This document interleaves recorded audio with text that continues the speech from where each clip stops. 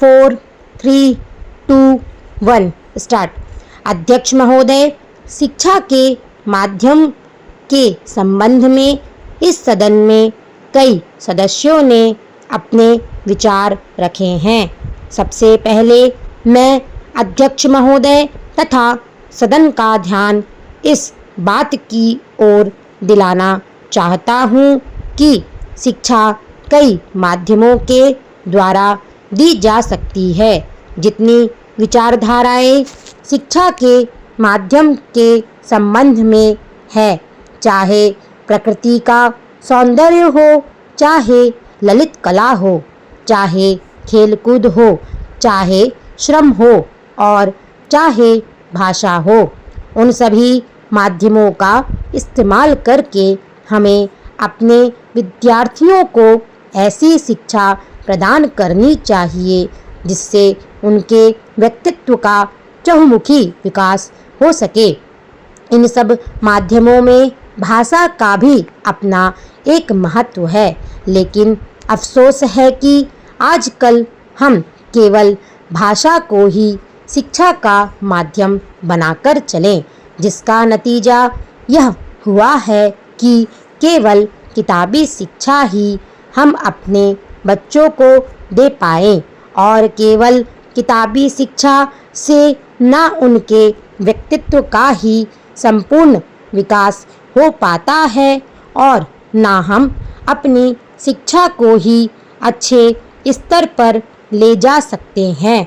इसलिए मैं निवेदन करना चाहता हूँ कि भाषा के अलावा अन्य जितने माध्यम शिक्षा के हैं, उन सब माध्यमों को हमारी शिक्षा प्रणाली में उचित स्थान दिया जाना चाहिए। जहाँ तक भाषा का प्रश्न है, दुनिया के सारे शिक्षा शास्त्री और हमारे कमीशन में भी जो शिक्षा शास्त्री थे, उनकी भी यही राय थी कि शिक्षा का माध्यम अगर कोई भाषा हो सकती है तो वह मातृभाषा हो सकती है। मातृभाषा के अतिरिक्त अगर अन्य किसी भाषा में शिक्षा दी जाती है तो वह शिक्षा अच्छी नहीं कही जा सकती। उसमें बच्चों की शक्ति की बहुत हानि होती है।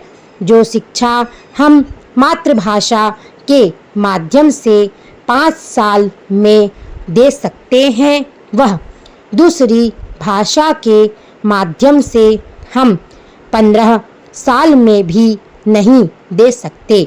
यदि यह बच्चों की मातृभाषा नहीं है तो उस भाषा में शिक्षा प्राप्त करने के लिए बच्चों को बहुत अधिक अतिरिक्त मेहनत करनी पड़ेगी तथा अधिक समय भी देना पड़ेगा, जबकि मातृभाषा के माध्यम से वह बहुत कम समय में और बहुत कम मेहनत से शिक्षा प्राप्त कर सकता है।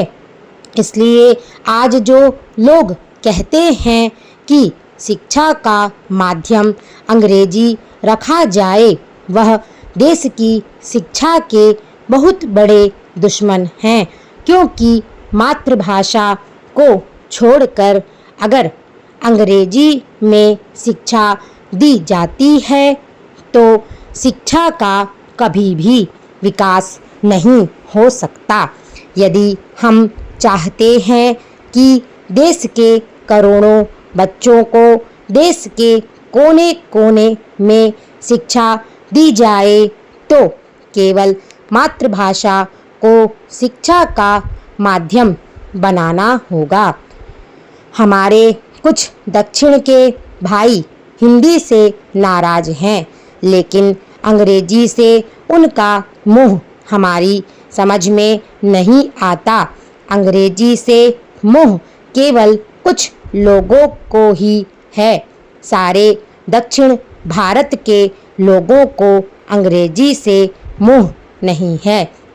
अंग्रेजी से मोह केवल उन्हीं लोगों को है जिन्होंने बहुत पहले अंग्रेजी की शिक्षा प्राप्त की थी और जो आज हमारी सरकारी सेवाओं में ऊंचे पदों पर हैं।